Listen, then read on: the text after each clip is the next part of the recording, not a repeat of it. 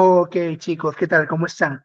Bienvenidos a la siguiente lección programada denominada Caso de Integración número 2, donde también al final de la sesión abarcaremos algunas preguntas tipo PC2, ¿no? A través de un pequeño quiz. En esta sesión vamos a ver más que todo la aplicación práctica correspondiente a los últimos dos temas que le dictamos tanto yo como Fabio, correspondientes al electrocardiograma, ¿no? Recordemos que el electrocardiograma es aquel trazado, ¿no? Traducido a partir de la actividad eléctrica del corazón, ¿no? Y hoy vamos a ver no solamente lo normal, sino que también lo patológico, ¿no? Desde un punto de vista general, para que ustedes cuando ya les toque leer un electro en sus manos, ¿no? Sepan todas las herramientas y estrategias necesarias para lograr un diagnóstico bien cercano a la realidad, ¿no? Entonces, comenzamos.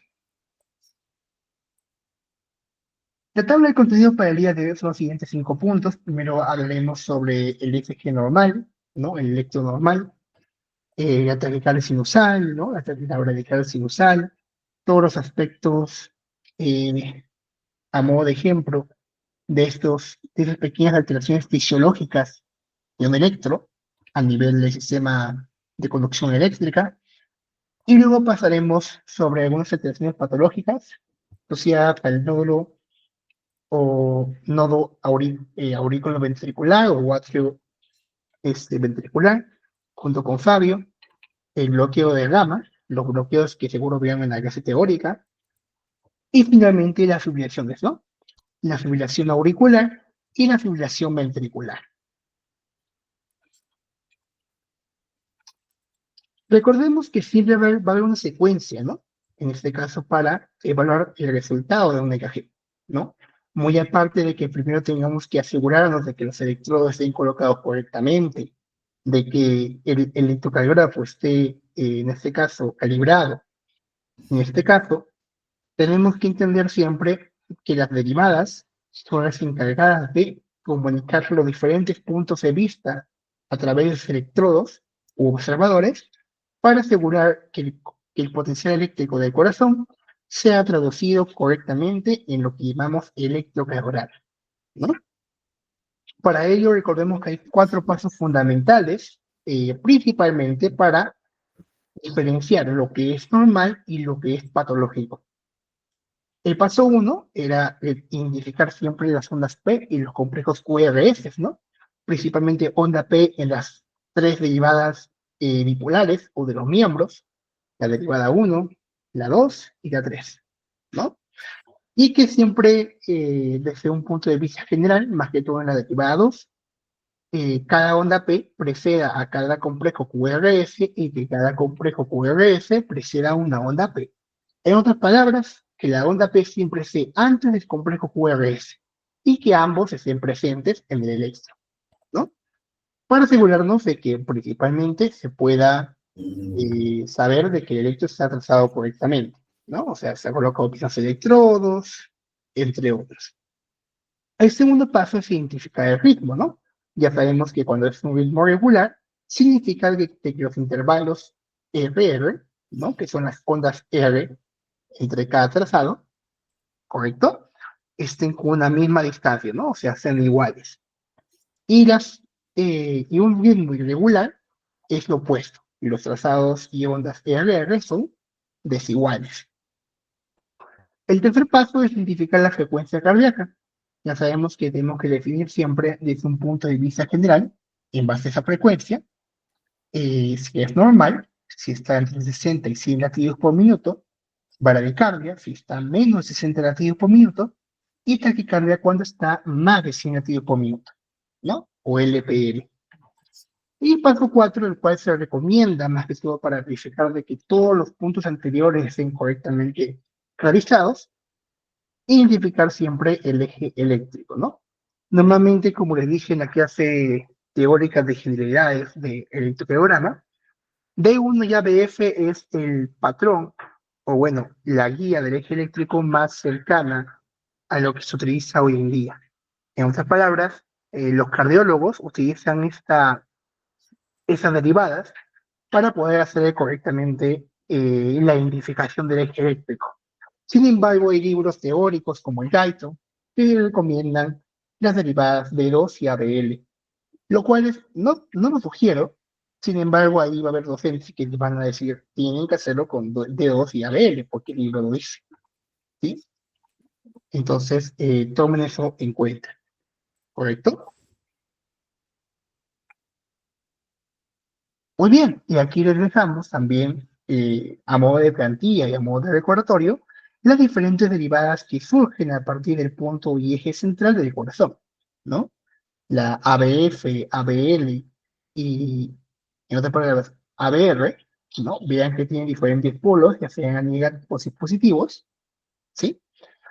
Y que también cada una de estas van a permitir de que podamos identificar en qué eje o cuadrante se encuentra nuestro eje eléctrico, ¿no? Aquí se puede representar la utilización de D1 y ABF, más que todo para asegurarnos de que el eje eléctrico esté en el primer cuadrante. Si el eje eléctrico está en el primer cuadrante, ¿no? Recordemos que significa que el electro ha sido tomado correctamente y que posiblemente no hay ninguna alteración, ¿no? Entonces, siempre utilicen este método, más que todo cuando quieran corroborar de que los datos que usted ha sacado sean los correctos, ¿no? Caso contrario, si usted ve de que el eje está en otro cuadrante, ya puede sospechar de una mala colocación del electro, ¿no? O algo patológico posiblemente, ¿no? Y bueno, vamos a comenzar con los casos clínicos, ¿no? Siempre es bueno asociar la teoría con la práctica. Entonces, vamos a leer. Varón de 28 años, saludable, deportista de alto rendimiento, ojo, ya que practica natación desde que tenía 9 años, o sea, un tiempo prolongado, acude a un centro especializado para el control anual antes de iniciar su temporada de entrenamiento, ¿no?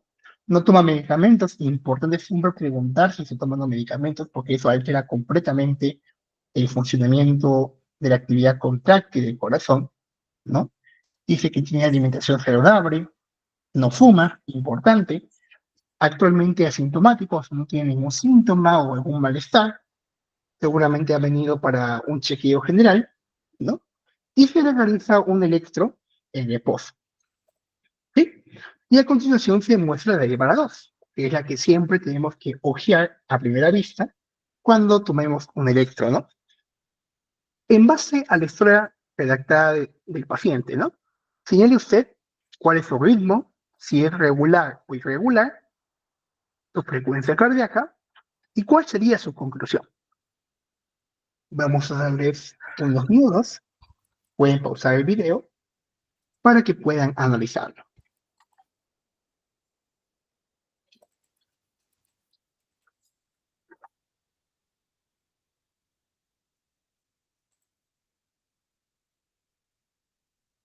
¿Ok?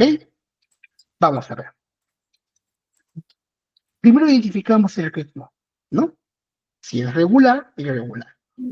Ya sabemos que cuando queremos evaluar el ritmo, tenemos que verificar de que las ondas RR tengan, o ya sea, una distancia igual o una distancia desigual. Vamos a observar. Hacemos un zoom y contamos los cuadrados grandes, ¿no? 1, 2, 3, 4, 5, 6, 7, 8, casi 8, ¿no? Ahora contemos acá. 1, 2, 3, 4, 5, 6, 7, 8. Como las cifras ya son iguales, podemos decir que es un ritmo regular, ¿no? Si fuese irregular, serían distancias separadas, ¿no? Serían desiguales. Así que tomen eso siempre en cuenta. Entonces vamos armando el rompecabezas.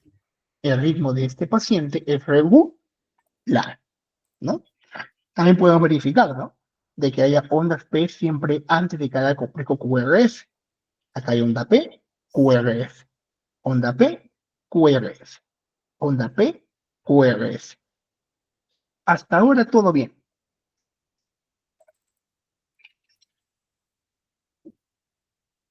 Ahora analicemos la frecuencia, ¿no? La pregunta del millón, ¿cuál de esas dos fórmulas utilizaría usted?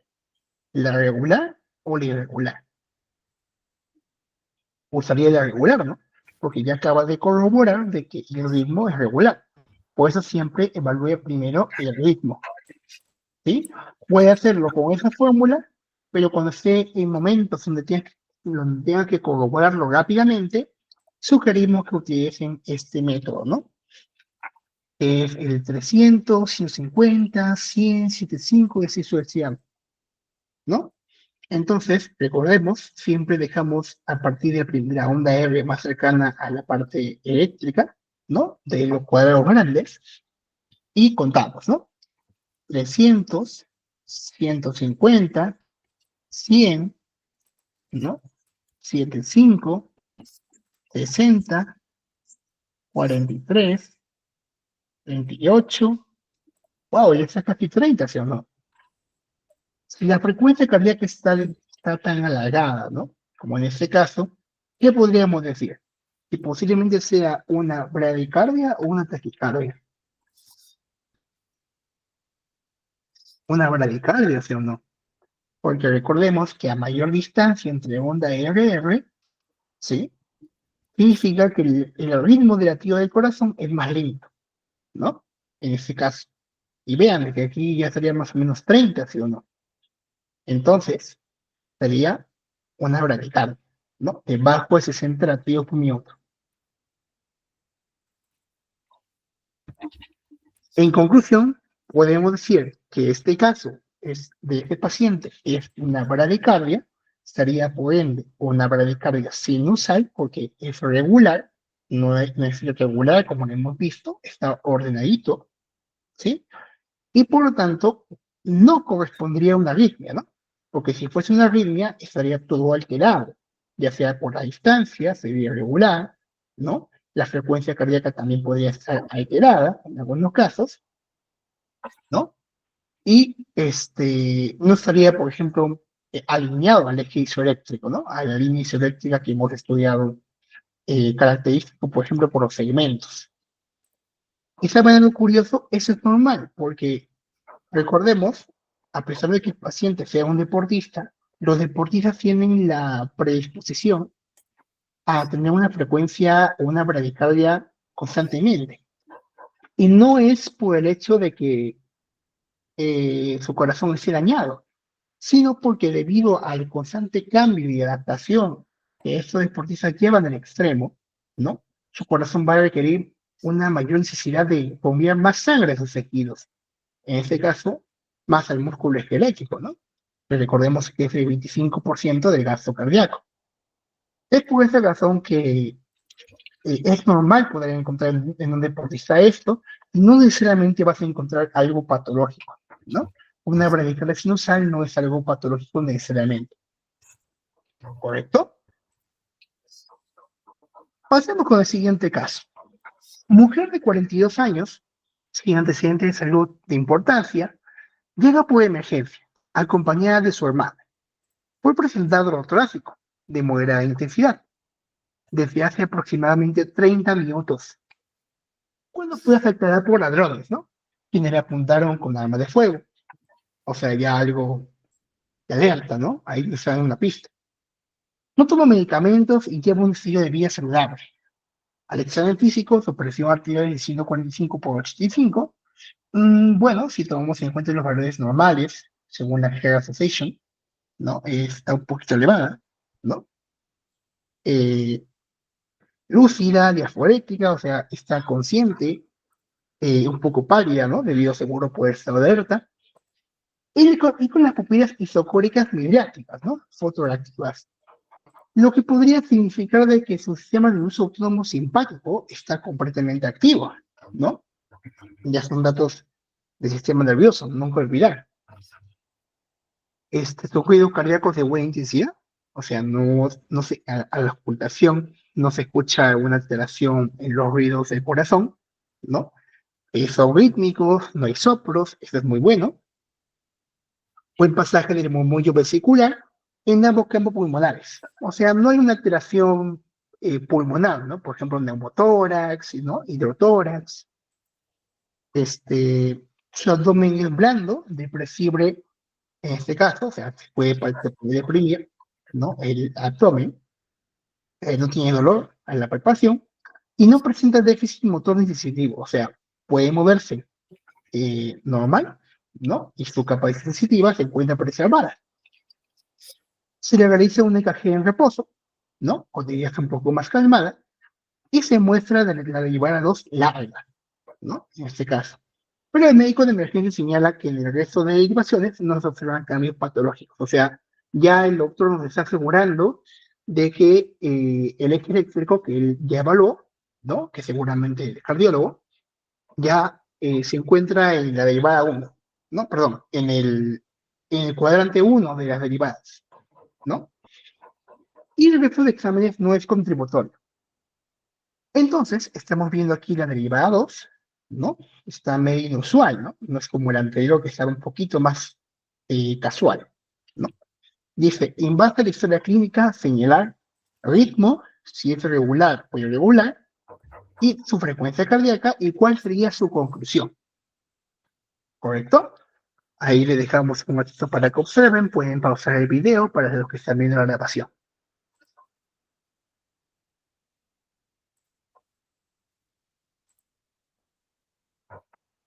Ok, veamos. Su ritmo.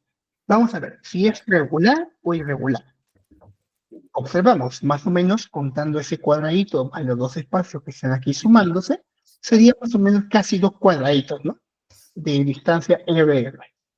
Aquí también, si contamos ese espacio con ese otro espacio más ese cuadradito, serían 2 cuadraditos. Ok, hasta aquí estamos observando que es regular. Pasamos aquí. Cuadradito partido más un cuadrado grande, es también regular. Y si observamos todos los demás, también se cumple lo mismo. Miren, aquí incluso están los 2 cuadraditos que estábamos diciendo acá anteriormente. ¿Sí? Siempre sugerimos que cuenten a partir de aquella onda R que se encuentra más en la línea. ¿Sí? Es más seguro que estar contándolo así a medias, ¿no? Pero siempre se puede deducir. Entonces, tomando en cuenta de que las distancias están iguales, podemos decir que el ritmo es regular, ¿no? En toda la derivada 2. Por eso siempre observen siempre la derivada 2, es la principal, ¿no? Entonces el ritmo de este paciente es regular, es sinusal. Cuando se escucha ritmo regular, sinusal. Si fuese un ritmo irregular, sería no sinusal, o sea, ya algo arrítmico, ¿no? Algo que no es normal. Sin embargo, observen de que se traza rápidamente cada onda, ¿no? No es como el anterior que demoraba. Ahora observemos la frecuencia, ¿no? La frecuencia cardíaca podemos hacerlo con fórmula, si es regular o sinusal, ya saben cuál es la fórmula de la frecuencia cardíaca. Sin embargo, siempre recomendamos que utilicen esta, ¿sí? Comenzamos a partir de aquel que se encuentra más en la línea. Por ejemplo, este amigo de acá, ¿no? Este se encuentra bien en la línea. Sería 300, ya 150. O sea, vean de que la paciente está con taquicardia, ¿sí o no? Entonces, armando el rompecabezas sería una taquicardia regular o sinusal. Y tiene sentido, ¿no? Porque hace un momento estuvo con un episodio donde estaba en alerta. Su sistema nervioso autónomo simpático estaba predominando. Entonces tiene lógica de que se encuentre así, ¿correcto? Sin embargo, no es algo patológico, es algo fisiológico, porque está recibiendo un estímulo del sistema nervioso central, ¿no? Hacia el corazón. Seguramente está actuando sobre el nodo sinoauricular y por eso su frecuencia cardíaca está aumentando rápidamente. Y sus RR son bien acortadas. En conclusión, este es un caso de taquicardia sinusal, en este caso, ¿no? Porque es algo normal, no es patológico. Por lo tanto, no correspondería a una arritmia.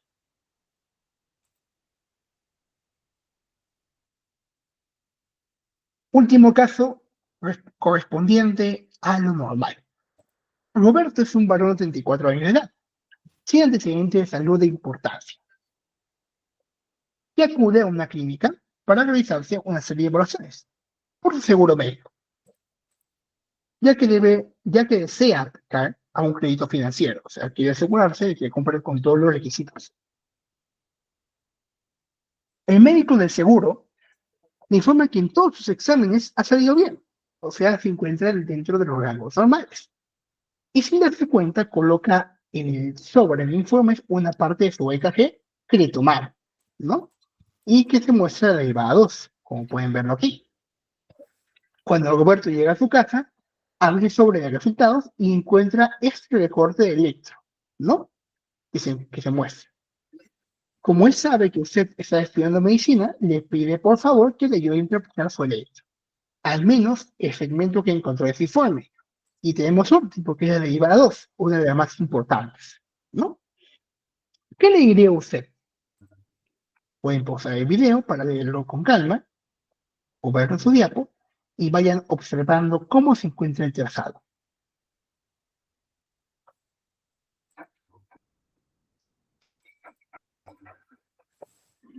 Veamos. Primero, ritmo. ¿Es regular o irregular? Contemos. 1, 2, 3 y sumando esa porción que sobra más esta, 4. Pasamos aquí. 1, 2, 3, esta porción más esta porción, 4. Ok, hasta ahora es regular. Verifiquemos con una más. 1, 2, 3, esa porción más esta porción que sobra sería 4. Por ende, ¿es tu ritmo regular o irregular? Regular, ¿sí o no? Correcto. Porque el trazado sigue siendo lo mismo. A simple vista, usted puede decir, parece que está irregular, pero tiene que siempre contar los cuadraditos. Si no, no lo haga por intuición, siempre verifíquenlo con la teoría. Entonces, el ritmo de ese paciente es regular. Ahora la frecuencia, chicos. A ver, pueden pausar el video.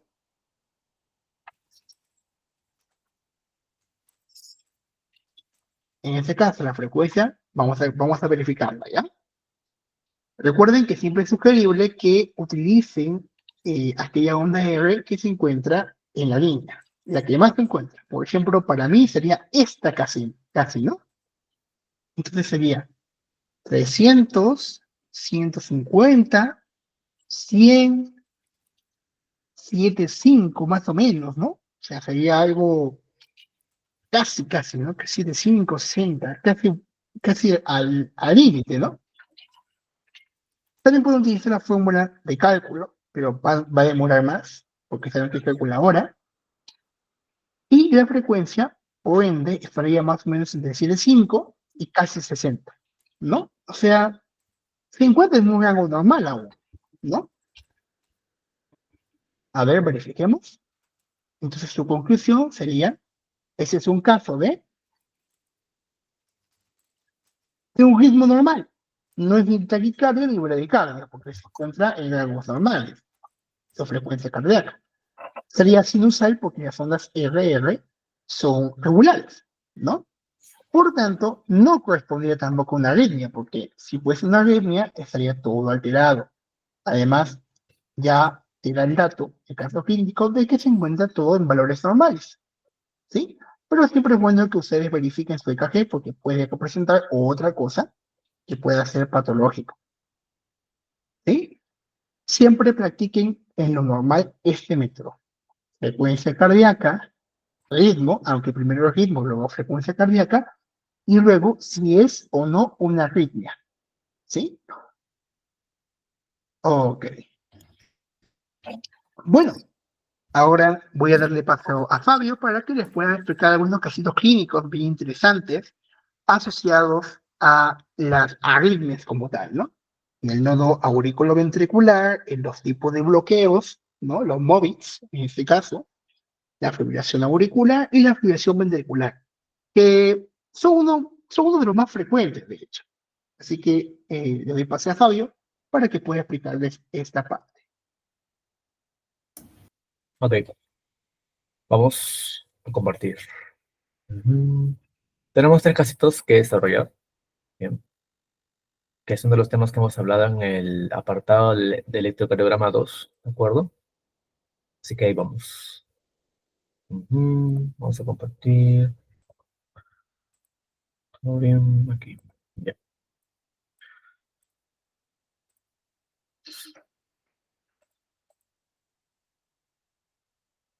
Bien, chicos.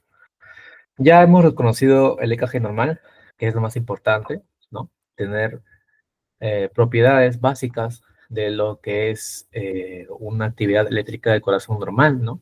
Y luego para poder ver lo que vendría a ser lo patológico, ¿no? Y una de las más comunes es esa de aquí que vamos a mencionar más adelante. Bien, son fáciles de reconocer, hay algunos truquitos que le vamos a enseñar para poder identificarlos, bien, y para eso estamos aquí, ¿no? Para explicarles.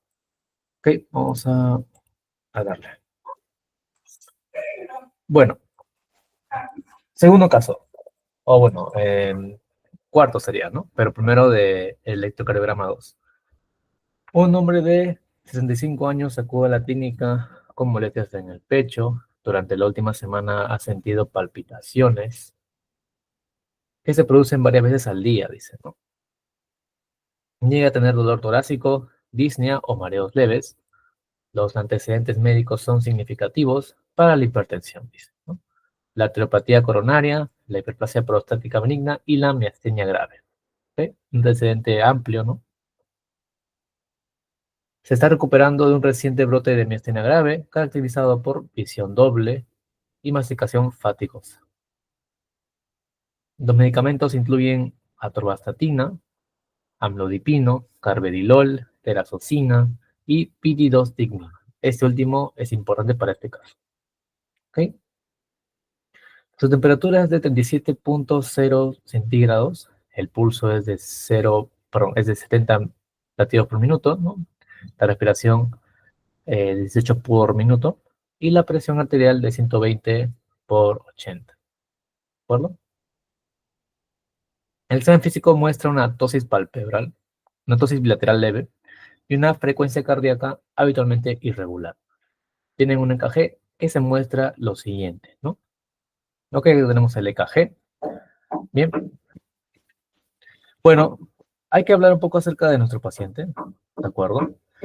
Es un paciente de 35 años, vamos a subrayar por aquí, ¿de acuerdo? Vamos a ponerlo acá.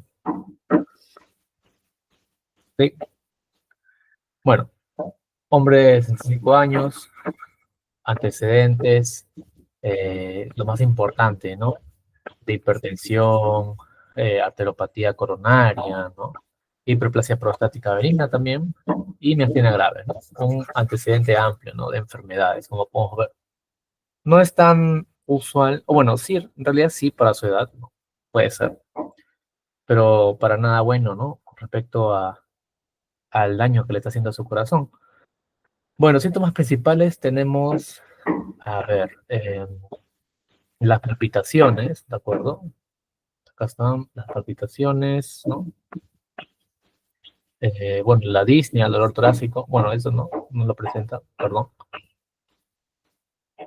La tosis palpebral, la frecuencia cardíaca es regular también, ¿no? ¿Ok? Y la medicación, que, bueno, es amplia también, ¿no? Consume atorvastatina, que vendría a ser para los niveles de colesterol, ¿no? Justamente debe ser por su arteriopatía coronaria, ¿no? El amlodipino igualmente para controlar, digamos, su inotropismo, ¿no? Del corazón, carvedilol también para la hipertensión y trazocine, ¿no? Bueno, en el EKG, en este caso, les voy a dar unos minutos, pueden pausar el video y pueden ver más o menos con respecto a lo que hemos visto en la clase anterior, qué podría ser lo que tiene, aunque viéndolo así, fácilmente podemos identificar qué es lo que tiene. ¿Recuerdan cuando hablábamos de bloqueos en la clase anterior? ¿No? Habían varios tipos, ¿no? O bueno, mejor dicho, varios grados, ¿no? Grado 1, el 2 y el 3, ¿no? Específicamente, uno de ellos tenía que ver con la aparición de una onda P, ¿no? Que iba a seguir por un complejo QRS, pero de manera más alargada, ¿no? Con respecto a este intervalo, ¿no? Se va alargando poco a poco, ¿no? Mira, comparen este con este, ¿no? Va alargándose, como pueden ver, este segmento. Y finalmente vemos que la onda P, perdón, amarillo, no se ve bien. La onda P está presente, sin embargo, el QRS ya no le va a seguir, ¿ok? Y eso tiene que ver mucho con un tipo de bloqueo. Aquí continúa normal, ¿no? Pero posiblemente también vaya a alargarse este intervalo y luego ya no vaya a generar ningún complejo QRS. Esto es común, conoceríamos, bueno, esta es la respuesta, pero antes de poder explicarla, esto es común de lo que conocemos como un bloqueo auriculoventricular de segundo grado, ¿no? ¿Ok? El que más hemos estudiado la clase anterior vendría a ser el de tipo 1, el MOVITS 1, ¿de acuerdo? O el de Weckenbach, también le decían, ¿no? Este tipo es principalmente benigno, no requiere tratamiento, pero para poder identificarlo es clave, ¿no? Justamente lo que les dije. El intervalo PR iba aumentando progresivamente hasta que en un momento el latido del complejo QRS ya no está presente, ¿no? Entonces aquí vemos cómo va alargándose este intervalo PR, ¿no? Hay más cuadraditos, de aquí mucho más, de aquí más aún, y luego ya no genera ningún complejo QRS, ¿no? Bueno, acá también tenemos al tipo 2, MOVITS 2, de segundo grado. No lo hemos mencionado, sin embargo, también hay que tener en cuenta, ¿no? Que en este caso los intervalos PR son normales, ¿ok? Es importante tener que diferenciar esto, ¿no?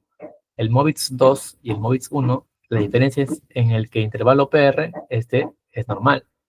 Pero, sin embargo, a pesar de que los intervalos PR sean normales, el latido suele caer, ¿no? Y presenta usualmente una bradicardia grave y una disminución del gasto cardíaco, por lo que requiere un marcapasos. Es un poco más grave de lo que vemos en el MOVITS 1, ¿bien? En este, como sabemos, no requiere ningún tratamiento, ¿ok? Bueno, acá es como se veía, ¿no?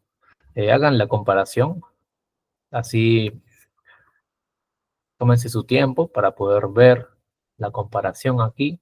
Vemos que el intervalo PR va aumentando progresivamente, ¿no? Aquí también progresivamente, hasta que deja de producir el complejo QRS, ¿no? No está presente. Y luego se repite, suele repetirse también. Depende del bloqueo auriculoventricular, ¿no? Bueno, entonces, con respecto a la respuesta, ¿no? Porque nos dice la pregunta, a ver, la pregunta está acá.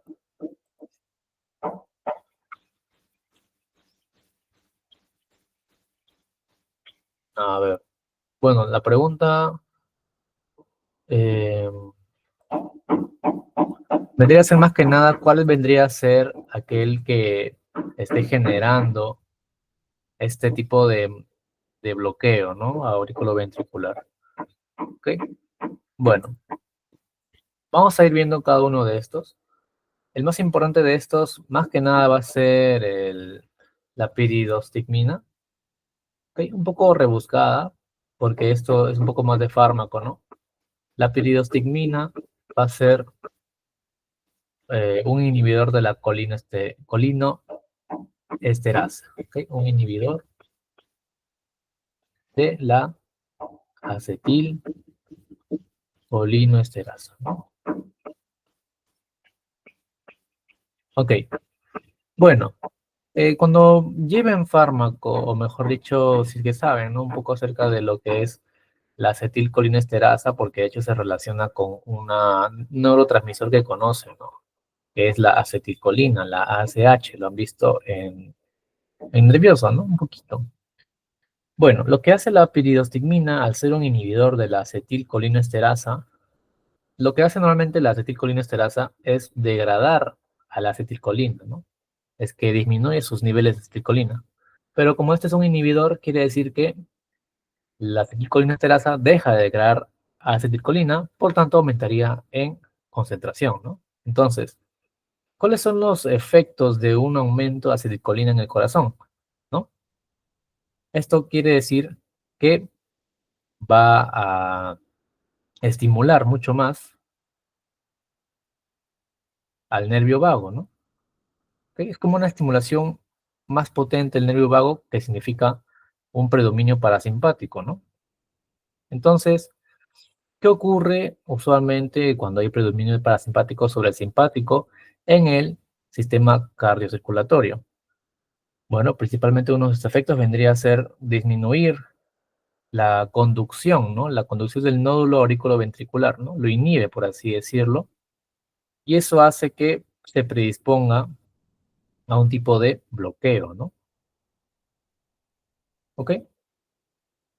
Entonces, si bien es cierto, la periostigmina se receta usualmente para el caso de la arteriopatía coronaria también, uno de sus efectos secundarios, por así decirlo, es generar este tipo de arritmias, ¿no? Este bloqueo, ¿no? Este bloqueo grado 2 de segundo grado. En este caso es el MOVITS 1, ¿no? Que es benigno nada más. ¿Sí? El MOVITS 1, también llamado Weckemash, ¿no? ¿Ok? Entonces, más que nada, los efectos son gracias a la acetilcolina. Aumento acetilcolina. Esto es como si aumentara más el sistema parasimpático, porque recuerden que el parasimpático es el que se encarga de, de pulsar más acetilcolina, ¿no? En cambio, el simpático era más de noradrenalina, ¿no? Si no recuerdo, si recuerdan bien. ¿Ok?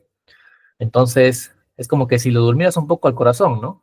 Lo que hace que el eh, nódulo sinoauricular, nodo sinoauricular o nodo sinusal, disminuye su velocidad de conducción, ¿no?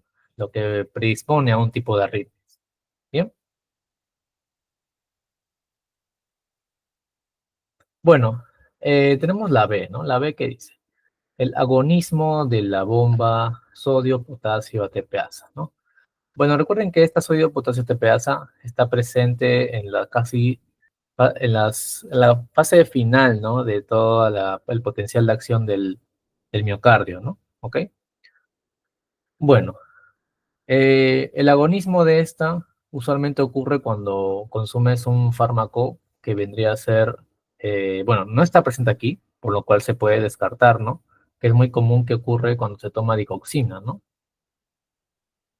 Entonces, en este caso, el fármaco que está aquí justamente digoxina no está presente en la historia del caso, en la historia del paciente, por lo que es menos probable de que sea el participante, ¿no? En la respuesta de este bloqueo, ¿no? Auriculoventricular.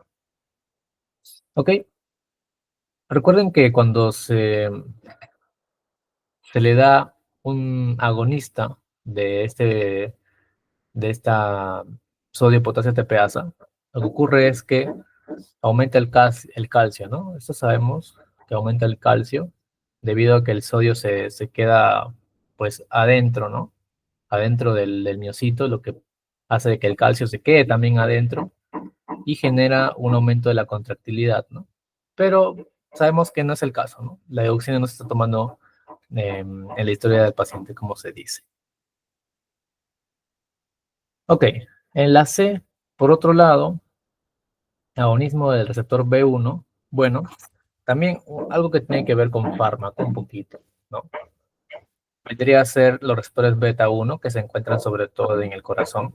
Bien, los receptores beta 1 suelen ser, digamos, estimulados por el sistema simpático. Sistema simpático, ¿ok? Entonces, el sistema simpático, al agonizar, o digamos ser un agonista, ¿no? Del receptor beta 1, al secretar lo que vendría a ser la noradrenalina, o la adrenalina como tal, esto haría de que aumente la frecuencia cardíaca, ¿no? Y aumente también la contractilidad, ¿no? Un aumento del inotropismo positivo. Pero en este caso vemos que en el paciente no hay ningún aumento del, perdón, inotropismo positivo. En este caso el paciente no tiene ningún rasgo de frecuencia cardíaca aumentada, ¿no? 70 por minuto, eh, y digamos que no tiene mucho efecto, ¿no? Y incluso aquí también en el EKG no hay rasgos de frecuencia cardíaca elevada, ¿no? Tenemos más bien un intervalo RR más largo, ¿no? Lo cual indica bradicardia más bien. Entonces, La clave C no vendría a ser la correcta, ¿no? Agonismo del receptor beta 1, no. Esto tiene que ver con una actividad más taquicárdica. Pero en este caso, no. ¿Bien? Ok. Activación del canal de calcio del miocardio. Bueno, es casi igual que la segunda, ¿no? La activación directa de estos canales de calcio aumentaría la entrada de calcio, ¿no? Dentro de las células miocárdicas, lo cual aumentaría el inotropismo y también la frecuencia cardíaca. ¿Ok? Son directamente proporcionales, ¿no? A más calcio, más inotropismo, más frecuencia cardíaca. Pero este mecanismo no está relacionado con ninguno de los fármacos ni con lo que se presenta en el paciente, ni en el EKG. Por lo tanto, también sería descartado, ¿no? Y nos quedaríamos con la actividad parasimpática que tiene al inhibir a la acetilcolinesterasa, ¿no? Tiene que ver mucho con la piridostigmina que ha consumido el paciente. ¿Ok? Pero eso es mucho fármaco, ¿de acuerdo? Mejor enfoquémonos en lo que vendría a ser esta característica del EKG, ¿no? Es un tipo de bloqueo auriculoventricular de segundo grado Mobitzki, ¿de acuerdo? Así que acuérdense bien de cómo puede identificarlo. Ahí está. Ok, pasemos a otra patología, también que tiene que ver, ¿no? Con lo que hemos visto en la anterior clase. Dice aquí, bloqueo de rama, ¿no? Un hombre de 71 años, un poco más viejito, acude al servicio de urgencias con un dolor torácico de inicio repentino. Estaba sentado en casa viendo la televisión cuando notó el dolor, caracterizado como una sensación aguda de presión en el lado izquierdo del pecho, ¿no? Le cuesta recuperar el aliento. Los antecedentes médicos son significativos para la hipertensión, la EPOC, la nefropatía crónica y la arteriopatía coronaria, ¿no? Toman lodipino, lisinopril, ácido acetilsalicílico, salmeterol y albuterol, ¿no? Su padre murió de un infarto de miocardio a los 50 años. Sí, voy a mover esto un rato. ¿Ya? Fuma un paquete de cigarrillos al día y bebe ocasionalmente. Qué abusivo. ¿Cómo va a fumar teniendo EPOC? ¿Ya? Tu temperatura es de 37.2 centígrados, el pulso es de 105 por minuto, la respiración de 23 por minuto, la presión arterial de 90 por 60, saturación de oxígeno del 90% en aire ambiente, y aparece pálido y diaforético. La exploración física muestra un soplo sistólico en el borde medio del esternón izquierdo, que aumenta con la elevación de la pierna en posición supina. El examen pulmonar es normal, se obtiene un encaje que muestra lo siguiente. Ok, datos importantes, chicos. Datos importantes. Voy a ponerlo azul, ¿de acuerdo? Más fácil. Es un hombre de 71 años. 71 años, viejito. Presenta dolor torácico, de inicio repentino, más que nada en el lado izquierdo del pecho, ¿ok? Y se presenta con palidez, ¿no? Palidez, presenta disnea también, ¿no? Le cuesta recuperar el aliento. Y tiene un antecedente bueno, un gran antecedente, ¿no? De hipertensión, EPOC, nefropatía crónica y arteriopatía coronaria, ¿no? ¿Ok? Bueno, la exploración dice un soplo sistólico que aumenta, dice, con la maniobra, ¿no? De la pierna elevada, lo que puede sugerir un tipo de insuficiencia mitral, ¿no? De las válvulas podría ser, ¿no? Porque los soplos, recuerden que cuando vean enfermedades valvulares, tienen que ver con algunas veces las válvulas, ¿no? ¿Ok? Específicamente las válvulas auriculoventriculares, ¿no? Que se encuentran entre aurículas y ventrículos. ¿Ok? Bueno, en este caso la presión se encuentra baja, levemente baja, ¿no? 90-60, ¿ok? Está baja. Tiene un poco de taquicardia, ¿no? Taquicardia leve, de 105 por minuto, ¿ok? Vean esto. Y tiene una saturación de 90%, ¿no? Que en su tasa de respi ya van a ver que esto indica hipoxia, ¿no? Una condición en la que hay poca concentración de oxígeno en la sangre, ¿de acuerdo? El 90%. De hecho, cuando están debajo del 98 ya un poco se considera hipoxia, ¿no? Y bueno, está hipoxémico nuestro paciente.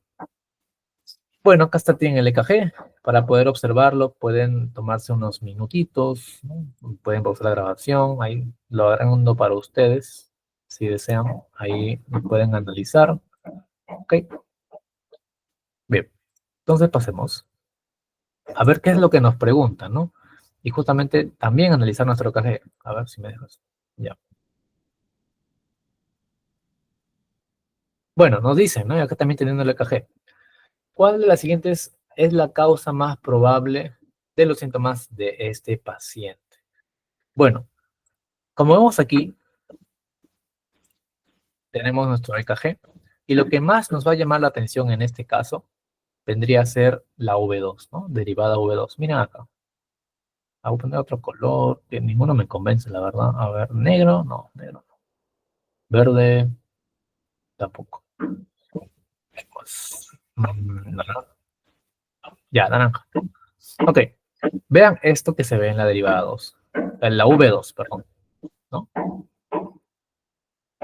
Miren, miren, esto de aquí, que parecen como si fuera un doble trazado, ¿no? Del- de la onda R, ¿no? Que está en el complejo QRS, miren acá, ¿de acuerdo? Que parece como truenito, ¿no? Algo así.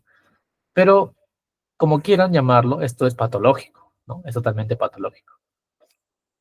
Lo cual indica lo siguiente. Miren aquí, para que puedan entenderlo mejor, como explica este grafiquito increíble, porque encontrar esta figura, ¿no? De R y R' vendría a indicar un tipo de bloqueo, ¿no? Bloqueo de la rama derecha, ¿de acuerdo? Bloqueo de la rama derecha. Bueno, este bloqueo de la rama derecha BRD, perdón, es una configuración de tipo RSR', ¿no? ¿Okay? Lo cual es muy importante que tengan en cuenta. Se nota sobre todo en V1, V2 y V3. Lo hemos visto nosotros en V2, ¿no? ¿Ok? Y esto se parece mucho a, bueno, depende de cómo quieran identificarlo, ¿no? Pero en este caso, aquí en la gráfica dice que se parecen como unas orejas de conejo, ¿no? En estas derivaciones torácicas derechas, ¿ok? Entonces, al ser derechas, ¿no? Derechas, entonces podríamos ver que hay una afectación en el corazón del lado derecho, ¿no? En el corazón derecho sobre todo. Y esto tiene que ver mucho con una patología que vendría a ser el, una embolia pulmonar, ¿no? Una embolia pulmonar.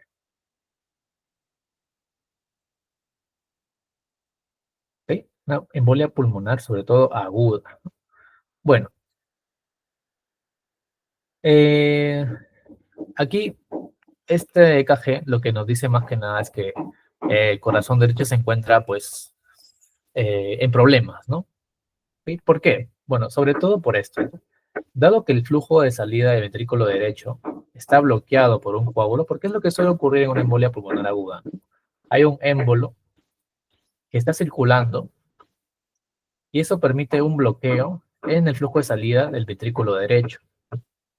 Entonces, el ventrículo derecho va a tener problemas, ¿no? Para poder expulsar sangre debido a ese coágulo que está presente ahí, ¿no? Entonces, la presión del ventrículo derecho va a tener que aumentar debido a ello, ¿no? Va a decir, ok, voy a meter más presión para poder expulsar mi sangre, ¿no? Entonces, aumenta repentinamente, lo que va a provocar ese soplo característico de una insuficiencia valvular tricuspidia, ¿no? ¿Ok? Lo que hemos visto anteriormente, el soplo holosistólico, también se considera, tiene que ver con una insuficiencia valvular tricuspidia, ¿de acuerdo? Recuerden que la tricuspidia más bien está en el lado derecho, ¿no? Entonces, eso podría ser sugerente, ¿no? De esa embolia pulmonar aguda. Además, la pared del ventrículo derecho va a tener que estirarse, ¿no? Debido a esa fuerza que va a tener que vencer, lo que va a alargar algunas filas de conducción, ¿no? Por lo tanto, también va a retrasar la conducción ventricular, ¿no? Entonces, el ventrículo derecho va a decir, ok, voy a aumentar la presión, se va a generar un soplo, ¿no? En la válvula derecha, ¿no? Válvula tricuspidia, y también va a tener que estirarse, ¿no? Pero al estirarse, no solamente se va a estirar el músculo, sino que también se va a estirar esas fibras de conducción cardíaca, lo que va a hacer de que se retrase la conducción ventricular en el hemicardio derecho, por lo que se va a notar en el EKG como lo siguiente, ¿no? Como esto de aquí. Entonces, en el EKG se va a observar el bloqueo de una rama derecha. El bloqueo de rama derecha se va a observar de esta forma en el EKG. ¿Ok? Entonces, la pregunta que nos decía. La pregunta nos decía, ¿cuál de las siguientes es la causa más probable de los síntomas de este paciente? nos dice embolia pulmonar aguda, ¿no? Debido a que la embolia pulmonar aguda va a generar un esfuerzo, ¿no? Un requerimiento de más presión por parte del ventrículo derecho, ¿no? Y aquí se ve que el ventrículo derecho es el que está trabajando más, ¿no? Se ve claramente que es el derecho, ¿no? Porque recuerden que V1, V2 y V3 corresponden más a la parte derecha del corazón, ¿ok? Y bueno, eh, también aquí resaltar lo que presentaba el paciente, ¿no? El dolor torácico también se presenta en personas con embolia pulmonar aguda, ¿no? Y dice inicio repentino, lo cual tiene que ver con lo agudo, ¿no? También es bastante frecuente en este caso. Además, la falta de aliento, la disnea, también es un signo importante para embolia pulmonar, ¿de acuerdo? Y bueno, eh, sobre todo el soplo, ¿no? Que hemos visto por acá. El soplo, lo sistólico, ¿no? Que tiene que ver con la insuficiencia, ¿no? La insuficiencia mitral, perdón, mitral no es tricuspidia. Insuficiencia tricuspidia porque es en el lado derecho, ¿no? Tricuspidia, lo cual refleja más bien esa sobrecarga del ventrículo derecho. Es una complicación de la embolia pulmonar. ¿Sí? Ok, ok. Bueno, ahí tenemos el bloqueo de ramas, ¿no?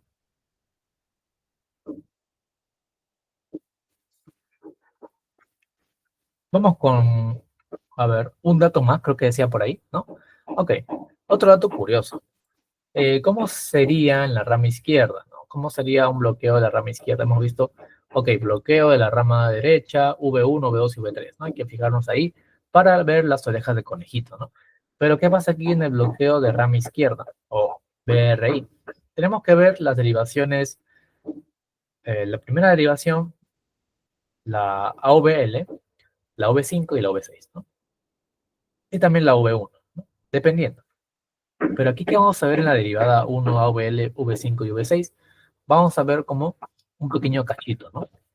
Un pequeño cachito después de la onda R, ¿no? De la onda R va a haber como un pequeño cachito simulando una forma de una M, ¿no? Como una M así. ¿Bien? ¿Y qué vamos a ver en V1? En V1 vamos a poder ver como una onda S en forma de tobogán, ¿no? Por así decirlo, en forma de tobogán. ¿Sí? Entonces, esto se va a ver y se va a describir como una depresión, ¿no? Del segmento ST, o bueno, una depresión del segmento S, ¿de acuerdo? Puede ser depresión del segmento ST y la inversión de la onda T, ¿no? Que también puede invertirse, como se puede ver acá. Se puede invertir, ¿ok? Se invierte la onda T, o puede ser una depresión de la ST, ¿no? Entonces, eso es lo que vamos a encontrar sobre todo en el bloqueo de la rama izquierda, ¿no? En comparación con el bloqueo de la rama derecha, el bloqueo de la rama izquierda en el EKG va en dirección contraria que una onda S dominante en V1 y amplias ondas R monofásicas, ¿no? Quiere decir monofásicas de esta forma, ¿no? En las derivaciones laterales, tanto 1, AVL, V5 y V6, ¿no? Sabemos que el ventrículo izquierdo es gigante, ¿no? Y por tanto tenemos que ver más derivadas y se va a notar ahí, ¿no? Sobre todo. Y puede producirse a veces en el contexto de un infarto agudo de miocardio anterior, ¿no? Lo que suele ocurrir. Ok, pasemos al siguiente caso. Ahora hablemos de nuestras fibrilaciones, ¿no? Ok, dice, una mujer de 26 años acude al servicio de urgencias debido a palpitaciones de inicio repentino. Por lo demás, está sana, bueno, tiene 26 años, ¿no? Está sana, no toma ningún medicamento, la paciente ha tenido episodios similares en el pasado que se han resuelto por sí mismos sin tratamiento. Sin embargo, los síntomas de hoy han persistido durante más tiempo de lo habitual. La temperatura es de 37 centígrados, el pulso de 172 por minuto, la respiración es de 21 por minuto y la presión arterial de 110 por 71 milímetros de mercurio, ¿no? El EKG inicial se muestra a continuación, ¿no? ¿Ok? Aquí vamos a ver, analizar poco a poco, como solemos hacer, ¿no? Vamos a dejarle unos minutos para que puedan ver ahí, analizar cuál vendría a ser el problema aquí, ¿no? ¿Ok? Pueden pausar. Ok, de acuerdo. Entonces, ¿qué tenemos aquí? ¿Qué tenemos en nuestro querido electrocardiograma, ¿no? Bueno, hay que ver primero estas derivadas, ¿no? Vamos a poner de color naranja, ¿no? Está oscuro, vamos a ponerlo un poco más claro. A celeste, un blanco puede ser. Ya. Bueno, vamos a ver algo importante aquí, no sé si se habrán dado cuenta, ¿no? Pero vamos a observar lo siguiente, ¿no? En estas derivadas, siempre lo más importante casi va a ser la V2, ¿no? V2, las V3, ¿no? Vamos a ver cierto estrechamiento, ¿no? Como pueden ver aquí, vamos a ponerlo más pequeño. Se ve un poco estrecho, ¿no? El complejo QRS, ¿no? Pues, miren, complejo QRS estrecho, ¿no? Un poquito por aquí, aquí también, acá también, ¿no? La V5 también se puede observar ese estrechamiento del complejo QRS. Y también teniendo en cuenta de que nuestra paciente presenta, uy, ya no se ve, se presenta con una frecuencia cardíaca de 172 por minuto, esto claramente indica una taquicardia, ¿no? Una taquicardia, ¿ok? Pero, ok, vamos a ver, ¿supraventricular o es una taquicardia ventricular, ¿no? Porque recordemos que cuando hablamos de supraventricular, quiere decir, o es sinónimo de aurículas, ¿no? Entonces, taquicardia de aurículas o de ventrículos. Y para eso tenemos el siguiente gráfico.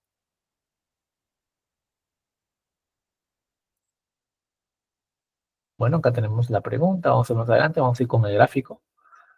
Dice, ¿cuál de las siguientes características del electrocardiograma de esta paciente puede utilizarse para localizar el origen anatómico de esta arritmia? Bueno, de hecho, lo hemos localizado gracias al complejo QRS, ¿no? Al QRS sobre todo. Pero bueno, recordemos que dentro de las clasificaciones de la arritmia tenemos a las supraventriculares y las ventriculares, ¿de acuerdo? Las ventriculares se presentan con un complejo QRS ancho. Miren, ahí está. Complejo QRS ancho, ¿de acuerdo? En cambio, las arritmias supraventriculares, o mejor dicho, las arritmias que están en las aurículas, ¿no? Porque son por encima de los ventrículos, se da por un complejo QRS estrecho, como pueden ver aquí. Una excitación rápida de los ventrículos debido a esta arritmia supraventricular. ¿Ok? Y bueno, recordemos que la duración del complejo QRS más o menos es aproximadamente de menos de 120, ¿no? Milímetros, perdón, milisegundos, ¿no? Y aquí se puede ver que está completamente estrecho, ¿no? Recordemos que cada cuadrado equivale a 40 milisegundos, ¿no? Acá, de hecho, vale como 40 y un poco más. Y está totalmente disminuido, está estrechado debido a esta arritmia supraventricular. ¿Bien? Entonces, así es como se puede ver. Entonces, aquí ya hemos visto que es un tipo de arritmia supraventricular, ¿no? ¿Ok? ¿Y qué nos ha servido para poder identificar esta arritmia supraventricular? Bueno, observar el complejo QRS, ¿no? Y como dice aquí, ¿no? Este textito, esta paciente joven, sabemos que en su mayoría, pues a los 27 años está sana, ¿no? Pero presenta palpitaciones de inicio repentino y un electrocardiograma que muestra una taquicardia regular, ¿no? Está regular, de complejo estrecho, con ausencia de ondas P. ¿De acuerdo? Sí, es verdad. Otra cosa importante es que en algunas se puede ver la ausencia de las ondas P, ¿no? ¿Sí? En algunas no se ve la onda P. Acá se puede ver la T nada más, ¿no? La T, la P no se puede ver. Entonces, estos hallazgos son muy compatibles con lo que vendría a ser una taquicardia supraventricular paroxística, ¿no? Lo que ocurre de manera, digamos, repentina, ¿no? Entonces, en general, la característica distintiva de las taquicardias supraventriculares es la presencia de lo que les digo, ¿no? Y toman en cuenta eso, ¿no? Complejos QRS estrechos, ¿no? Eso es importante. Recordar también, las taquicardias supraventriculares se refieren a un subconjunto de arritmias rápidas que se originan por encima de los ventrículos, ¿no? ¿Okay? Supraventriculares, supra, arriba, ventriculares, subventrículos, ¿no? Entonces, por encima de los ventrículos. O también llamada por encima del haz de Higgs, ¿no? Que también está conformando, ¿no? A lo que vendría a ser el sistema de conducción del corazón. ¿Ok? Y bueno, eso es básicamente cómo se podría identificar la arritmia, ¿no? Supraventricular. O en este caso, taquicardia. ¿Bien? Recuerden, QR es estrecho y, y bueno, también la ausencia de ondas P, lo que suele ocurrir en las paroxísticas, ¿no? Pasemos a el último caso. Ok, aquí incluso sin texto pueden identificar qué es, ok, pero vamos a leerlo. Un hombre de 67 años acude al servicio de urgencias tras confirmarse una parada cardíaca en la calle. Según el servicio de urgencias, el paciente fue encontrado en el suelo por varios transeúntes, sin pulso, y se inició inmediatamente la reanimación pulmonar, ¿no? O cardiopulmonar, perdón. El paciente no tiene antecedentes médicos y no está tomando ninguna medicación. Actualmente no tiene pulso y se le está practicando la RCP, ¿no? La reanimación cardiopulmonar. A continuación se muestra su EKG de 12 derivaciones. Ahí está. Bueno, ¿qué vemos acá? Uf, chanfaina, ¿no, chicos? Una chanfaina. Ahí les dejo, bueno, no les dejo ni un segundo porque en realidad está sencillo de poder identificar, ¿no? Como se puede ver acá, se ve una actividad eléctrica del corazón en general muy desorganizada, ¿no? Desorganizada, esa es clave, ¿no? Desorganizada. No se puede reconocer las ondas P, ¿no? Ondas P, o mejor dicho, sin ondas P, ¿no? No se puede reconocer o no hay ondas P. Y los complejos QRS, ¿no? Y las T, ¿no? Y las ondas T son irreconocibles, ¿no? Irreconocibles. ¿Ok? Entonces, totalmente desorganizado el EKG, no es que se haya tomado mal, ¿no? El paciente está con paro cardíaco, tiene que ver, de hecho, con este EKG. No hay ondas P, QRS y ondas T irreconocibles, ¿no? Entonces podríamos sospechar de algo, ¿no? De algo que hemos visto. Bueno, ¿qué dice aquí la pregunta? El paciente recibe múltiples descargas y muere a pesar de los esfuerzos de reanimación, lamentablemente. ¿Cuál de las siguientes es la etiología del cuadro clínico inicial de este paciente? ¿Qué es más probable que se descubra en la autopsia? Ok. Ahí les dejo unos minutos para que puedan ver más bien cuál vendría a ser. Pero al final, no es más que una arteriopatía coronaria multivasa, ¿no? ¿Ok? Porque, bueno, arteriopatía coronaria, recordemos que estamos hablando de los vasos que se encargan de irrigar el corazón, ¿no? Entonces, multivaso tiene que ver con los vasos más importantes que se encargan justamente de darle oxigenación a este corazón y pueda darle paso a una conducción eléctrica normal, ¿no? Entonces, usualmente, y sobre todo en enfermedades coronarias, suele pasar el paro cardíaco, ¿no? El gran conocido paro cardíaco que se ve de esta forma. Y como consecuencia, se va a presentar en el EKG una fibrilación ventricular. ¿De acuerdo? Bueno, el paciente recibe múltiples descargas y muere a pesar de los esfuerzos. Bueno, ahí está, ¿no? Lo que decía, la fibrilación ventricular que se da por la arteriopatía coronaria multivaso que hemos visto, ¿no?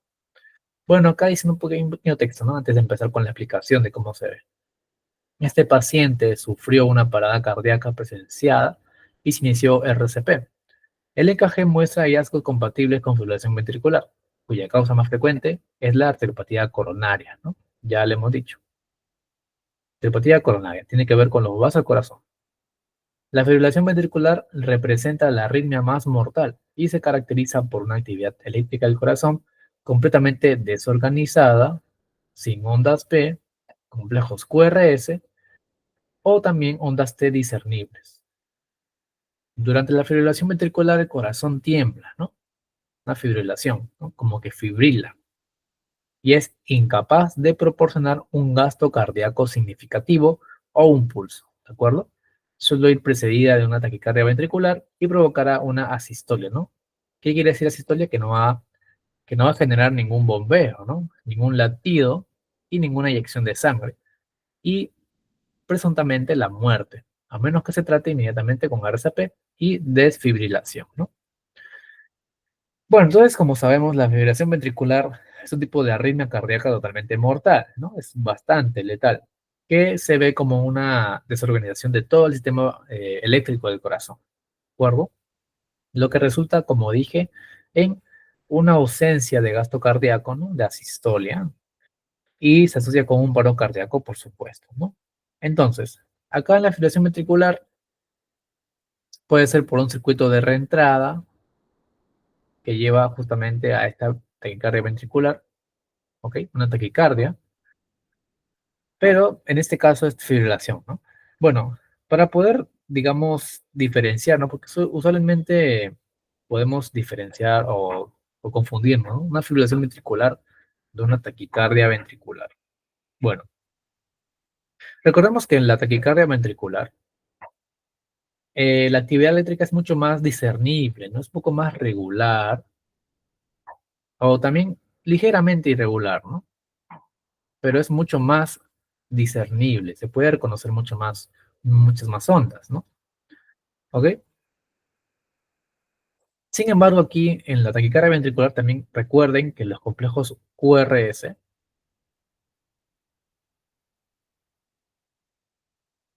están presentes, ¿no? Pero están anchos, ¿no? Están presentes los QRS. En cambio aquí, en la fibrilación ventricular no se disciernen los complejos QRS, no se pueden, digamos, discernir, no se pueden reconocer bien, pero están presentes, pero no se disciernen, ¿bien? Aquí en la taquicardia ventricular, usualmente la frecuencia cardíaca es mucho mayor, ¿no? Es de como casi 300, ¿no? 300 latidos por minuto, ¿ok?